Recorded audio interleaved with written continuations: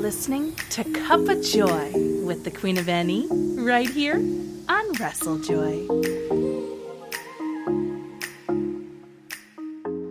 Hello, everyone, and welcome to this week's episode of Cuppa Joy with your girl, the Queen of NE, right here on Wrestle Joy. And you guys, there is nothing on this earth that brings me more joy than on a Wednesday being reunited with the hashtag Queen and Pup Connection. That's right, he's here, back on Wrestle Joy, back talking with me, my pal and yours, Mr. JPQ. Hey, bud. Queenie! What's good to be back at the castle. I'm happy to be here. How are you? You know, I'm good. How are you? I'm great. Feel good. Retired life is an interesting life. I will tell you that. But Is it an interesting life? I tell you, I've learned all the watering holes in the area and became quite the little fisherman in my time away. Wow. Well, doesn't that sound like fun? Yeah. Maybe to some. You're in retirement, but oh wait, I already did. Influencer PQ. You are influencer PQ. No, a lot of folks would say that you led the trend recently of all of us leaving.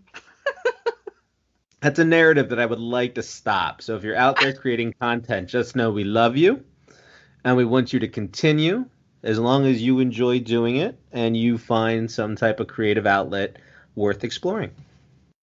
Well, that's what it's all about, isn't it?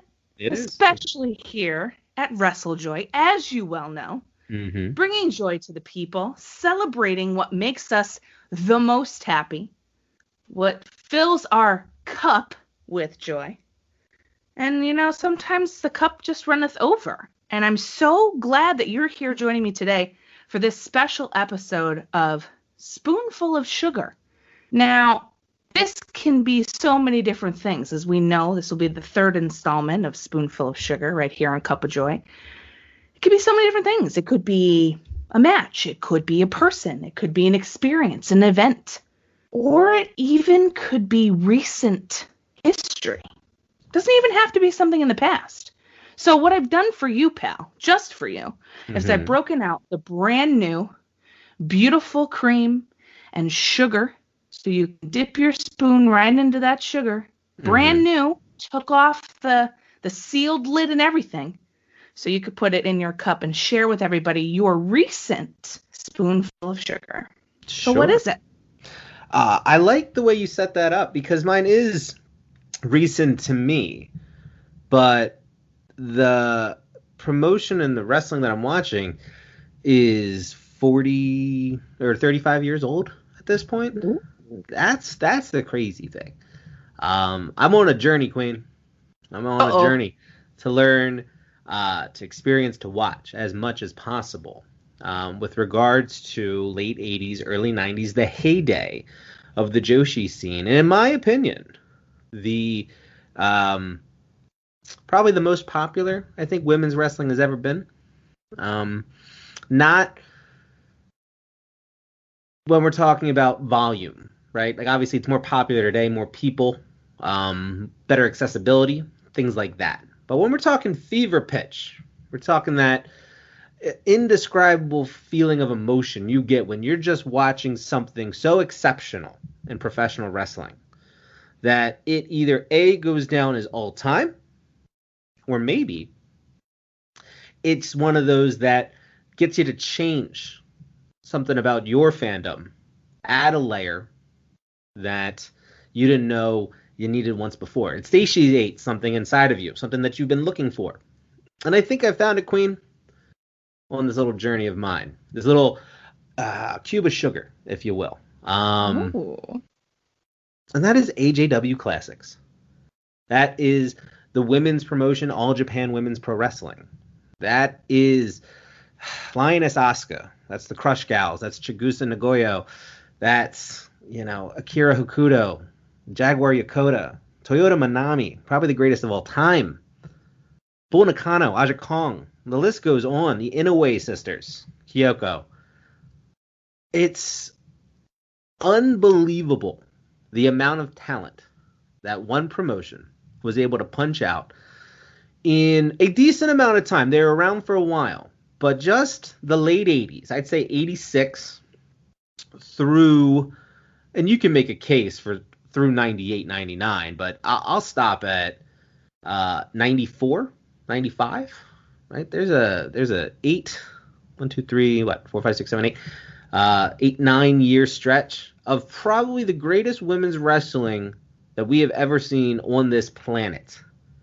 From the fundamentals to the storytelling to the characters to the investment into the #wrestling fashion.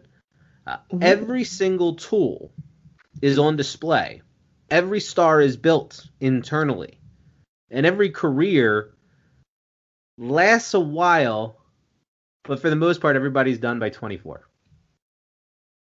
Which is pretty wild. Wow. In this timeline. That is wild. Yeah. And so, you have names like Akira Hokuto, which first WCW Women's Champion, right? And she came out with that respirator on, and she had the big flowing hair, and she had Sonny Ono next to her, and that's what got me into wrestling, period. But that's also what started my love for women's wrestling. So now to go back and watch her as she went through the tag system, as she won, her tournaments, to get her title shots, to know that where she's considered one of the top 5 of all time in professional wrestling and women's wrestling, she never won the red belt, the triple WA red belt championship. She never won that, which is crazy to think about, right? How much emphasis do we put on titles nowadays with regards to a wrestler's worth in the annals of all-time greatness?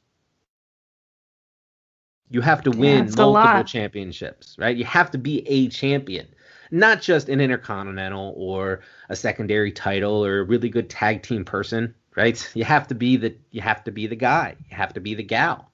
You have to be the one that goes out there and puts the burden of the company on your back, puts the fans in the stands.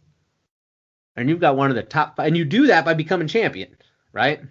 And have someone like Akira, who, again, she was the white belt champion, the All Pacific champion. She won the tag titles a bunch of times. She's won pretty much every tournament you could possibly imagine in AJW. She is regarded as one of the top 5. But never won their championship. Triple WA championship, right? So that should speak to how not just well she was booked, but how well she wrestled. How revered she is currently, bringing all the Joshi promotions back together with Chigusa to put on a fundraiser show, in my opinion, at the end of the month in Ensemble. But more so to her pedigree, to what she's able to accomplish in such a short amount of time in various characters, various roles. And she's just one of them. She's not even the best, right? Manami Toyota has gone down as the best women's wrestler of all time.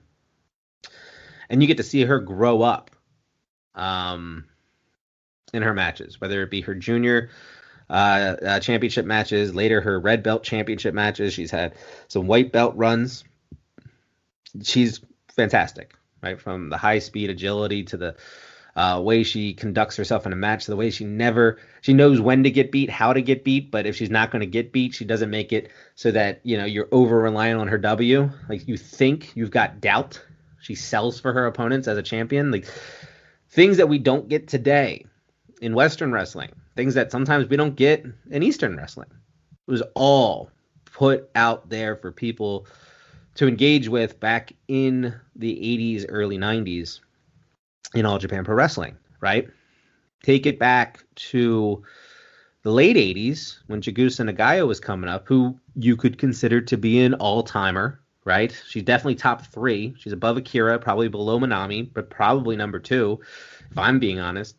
And the fact that she would sell out when she became champion, she became double champion first and foremost, right? She took the red belt off Amori while she was the white belt champion. So she was All Pacific and Triple WA champion. And then she went on this tear where every match she had seemed to be a banger. But more importantly, whether it was a 2000 Cork Hall show, right? 2,000 attendance, right? Ticket, whatever, capacity. That's the word I'm looking for. Cork Hall show, or a 4,000 capacity Oda Ward Tokyo Japan show. I mean, it was Osaka. It was Oda Ward Gym. She sold out. Women's wrestling was selling out back in the 80s with a fandom that I will put up against any fandom in any country of any superstar in the history of professional wrestling. The amount of people, and we'll get into the ratio in a second, but the amount of people in Japan that knew who Chigusa Nagaya was and came out and supported her, not just the fan clubs, and she always had her fan clubs at all the matches, and they would go crazy for her, but she used to come out, and 70% of that crowd was women, right? You're probably talking in a 4,000 capacity Oda Ward gym, 3,000 are women, right? Just going crazy for this woman because she's the greatest. She was looked at as the greatest, right? She demanded that type of respect because she went in there and she put it on the line every single time. She's the Ric Flair in the 70s, right? She is the John Cena's. She was doing it at such a high level in these crazy, crazy matches that went on forever, putting other people over, right? Absolutely amazing to watch. But the crowd, which typically when it's New Japan or it's Stardom, #watch Stardom, or any other Joshi promotion, Japanese fans are pretty respectful. They know when to clap. They know what's going on. They're educated to it, but they're not out of their seats rabid, right? But in 1985, 1986 through 91, when Chigusa Nagayo came out, they were out of their seats. They were undisciplined. They were cheering. They were, clapping. They're stomping their feet. They're getting involved. They're moving chairs, right? Once they go to the outside, the chaos that ensued in these matches, everybody was hip to, but there was a thirst for it that I still haven't found in wrestling since, when it comes to women's wrestling. And I think that's what I've been looking for. I think my cube of sugar, right? My Domino's box that is freshly opened is that for the people that are interested in going back and watching All Japan AJW Classics, which you can find for free on Google, you're going to see a type of wrestling that you're going to see a promotion that people committed to 100%, the way they would at WWE, the way they would in AEW. And it's 100% women. And it's something that I don't think anybody has come close to replicating since. And so if you're a student of the game, if you're somebody that's interested in history of women's wrestling, commit yourself to the time, because it doesn't matter what match you watch between 88 or what AJW Classics match or show you watch between 88 and 95, you're going to find something sweet. Hearing you talk about it, you're one of the few people that I know in terms of wrestling fandoms that have described something so interesting to me that whole cell made me want to watch a show, because now I want to know what you're talking about. And it also has me wondering, how did they do that? It seems like they had the perfect storm at the right time of talent, promotion, booking, fan, and the whole thing. That's so rare, and in such a small pocket of time. In wrestling years, 8 to 9 years is such a small pocket given its vast history around the world. How? What was the secret sauce that made this happen? It just seems like they had everything and all the right pieces, and it just went. What was it? More the talent that sold this to the fans, or was it the way that the talent and company worked together to sell it to the fans? I guess is the first thing I'm super interested in hearing your perspective on. Sure. I think number one for me, I think the match was built or billed as an athletic competition, right? A lot like with New Japan, right? When we Mm-hmm. associate professional wrestling and we look at New Japan, there's a realism to it, right? There's a strong Right. style. Is for it to it helps to suspend disbelief just that much more, and they accomplished that very well in AJW. That's number one, up to and including Okay.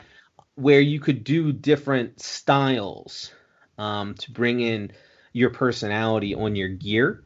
Like if you wanted knee pads, if you wanted fun colored boots, if you wanted a different color one piece bathing suit, right? You had those options, but you were wrestling in a one piece bathing suit. It was like that was the uniform, right? So a lot like a football team, Sure. Eagles are going to be dark green, Carolina is going to be black and light blue, right? But it's the same uniform. And so Right. everybody, no matter what your status was, you can be as grandiose as you want to be in your entrance to the ring. But once that bell rang, whether it was craziness on the outside, yeah, stabbing with scissors from Bull Nakano, right? Like, because there's a lot of deathmatch stuff in there, as well as, a perfect athletic competition, and, whatever. Pick the start, right? They look like equals in the ring, So whether Chigusa was in there with Lioness Asuka or she was in there with No Name Jobber, when you're watching it, you don't know a difference because there's very little variation with how they looked with regards to presentation once that bell rang. And I think that played a big factor with regards to the believability side. I think the grandiose nature of the entrances really played up that fanfare in the late 80s, early 90s, where we saw a lot of that Right. pageantry, which was great. Um, I think that there, I don't want to say it's a dojo system because they throw that around a lot, and I don't think it was a true dojo system per se. But they had a lot of people in training that became ridiculously good. And part of that reason is because they were able to train with some of the greatest of all time. So when you're the greatest of all time, the people that you bring up underneath of you either are going to surpass you or they're going to be one notch below you because, especially back then, that senpai kohai relationship was so important that the person that you're bringing up, you're trusting them with your name, and that was taken seriously, right? And I'm sure it is now as well. This was just more of a transparent, approach that they took to it. I think that played a factor, right? I think there was a commitment to excellence from the performers with regards to the technical ability, right? Like everybody was good at the fundamentals. Everybody was strong at being able to put on a match and proper match layout and what makes sense. And then they were very clever with their finishes. And that's what I attribute to AJW is the wrestlers went out there and made me believe that they're the greatest of all time. AJW put on finishes that kept me engaged. I think when a promotion and wrestlers are working together like that, we get some of the greatest stuff we've ever seen. And we have that in women's wrestling in the late 80s, early 90s. It's time we start talking about it more. Well, that was going to be my next kind of segue there is I know there's a set of people that I follow and you follow as well. You follow way more than I do, but that watch these shows and these performers and know so much about them. It is not widespread. And if it's this good, and if this is the kind of quality in women's wrestling that I know a lot of people out there are clamoring for, we want women's wrestling to be successful and to have the same type of fanfare and support as men's wrestling. We want that. How come people don't talk about AJW more? And why should they? Okay, so a couple reasons. I think number one, you gotta have to be told about it. Yep. I don't think that it's a promotion. Then again, if you go back through Joshi, so many promotions. Pretty much everybody that I named as being a greatest of all time is either actively working a promotion that they're currently running a promotion. They ran a promotion, right? Or Right. they financed a promotion in Japan. So it's something where they weren't just great wrestlers, but they were great business women too, and that's important, right? To stay in and commit to building it up, and that's a lot of what we see today, right? Rossi over in Stardom, he worked lower level at AJW, right? Chigusa runs Marvelous now, right? And there's a bunch of them, but we could talk about that, but I know we're running a little long. But back to, all right. but back to the question. It's a commitment because you don't know, right? Like, you don't know, you have to research it.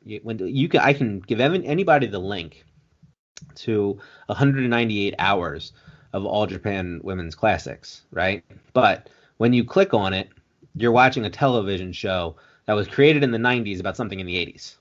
You feel me? So yeah, I got you. You gotta do the research, find the dates, go back, and this person is this person, and this person is this person, and this person is this person, and then you gotta watch through the weeks, which are different timelines, but they're all chronological, to kind of learn about this person, and then you have to research the storylines that they're in and how that all kind of formed, and you're not going to find that all in one place, so you have to kind of bounce around. So to commit to the level of understanding the full history is a commitment that seems daunting, right? Sure. But where there's a certain amount of satisfaction you will get with that type of understanding that's worth some people's time. If you're just a fan of good wrestling, they were doing this 25, 35 years ago, right? Just jump in the time machine and go back, and you're going to watch some stuff that is going to that not only holds up to today's standards, it blows it out of the water with regards to the quality of wrestling in the ring. You think Sasha Banks is good. You think Becky Lynch is good. You think Charlotte Flair is good. And I use those three, and Bayley. You think Bayley's good? I use those four because, one, they're the most popular going right now, and they're pretty good at wrestling. You know what I mean? Like, right. They're good. They're good wrestlers. Everything that they learn plus some, you can trace back to AJW, right? You can find influences in their wrestling back from AJW. And when you watch the wrestling in AJW, it's better wrestling, right? And that doesn't mean that the wrestling today is bad. It just means that it was just a higher grade of the performance of wrestling back in 85 through 95. And as somebody who's a wrestling fan, I needed to go educate myself. And what I learned is people are right. It's amazing, amazing stuff. And it's just a joy to watch. It's a fast hour. That's how we talk about it in Philly. It's a fast. You put one on, you watch through it, and you feel like it's 20 minutes. That's how good it is, right? And anytime you can be suspended of disbelief for 40 minutes out of 60, the show's doing something right, And these women were next level, elite level, and there's a reason that the top 5 greatest women's wrestlers of all time all come from this promotion, and all come within a couple years of each other. I mean, that's wild. That's wild. And I think that's the beauty of being a wrestling fan, is when you find things like that, and it just opens your whole mind, and it takes you into that place, and it brings you into the fantasy land, as I like to call it, of when we were kids, kind of, and you really butt into all of it. That's the best part, is when you can watch a wrestling match or a wrestling promotion that truly does suspend your disbelief, and you're all in.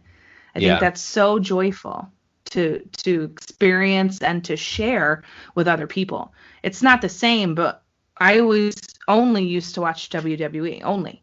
Then someone said, here's this Japanese wrestling promotion called New Japan. Without that, I wouldn't be right here where I am right now and watch all the things that I watch. And then when you told me I should #watch Stardom, I did, because of my experience with New Japan. Because when my eyes were opened and I found something that I'd been searching for, why would I say no? It's the ultimate opportunity to grow your own fandom. And now I watch so many things I never would have watched 5, 6, 10 years ago. And I think that's the best part of what you're selling here. in terms of watching AJW. Yeah, there's stuff that is good, there's stuff that is great, and there's stuff that's greater, right? And depending on your tastes as a wrestling fan, you'll find where things fall. And as long as you're enjoying it and you're watching it, you'll and you can add to it, right? That only is going to hone in your interest for everything as a whole, but the things that you really, really like specifically, right? You'll appreciate that a lot more. So, if you're a WWE fan and the Four Horsewomen are your favorite, and you go back and you watch AJW and you learn some of these women and you see the type of matches and you see the high quality, and then you see that being used today by the wrestlers of today, there's a fulfillment there. There's something there that just it's a harmony that just makes sense in the history of wrestling that brings a lot of joy. And so, it's all love, right? But it all leads somewhere, and it starts back in the mid 80s, and that's kind of where we are right now. What a legacy. How fun for them, to have all of this in their back pocket that they've done, and then to pay it forward by doing all those wonderful things with promotions or financing one or helping one or inspiring other women to wrestle, not only in Japan, but around the world. I mean, that rules.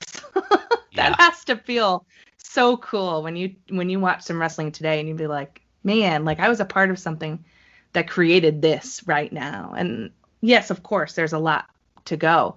And I want something like this for women's wrestling to appear in the States and to grow around the world. I think people are hungry for it. And I know I would love to see something like that again. But since there's not quite there yet, we can go back and watch AJW Classics. That's right. So that doesn't suck. It's the best.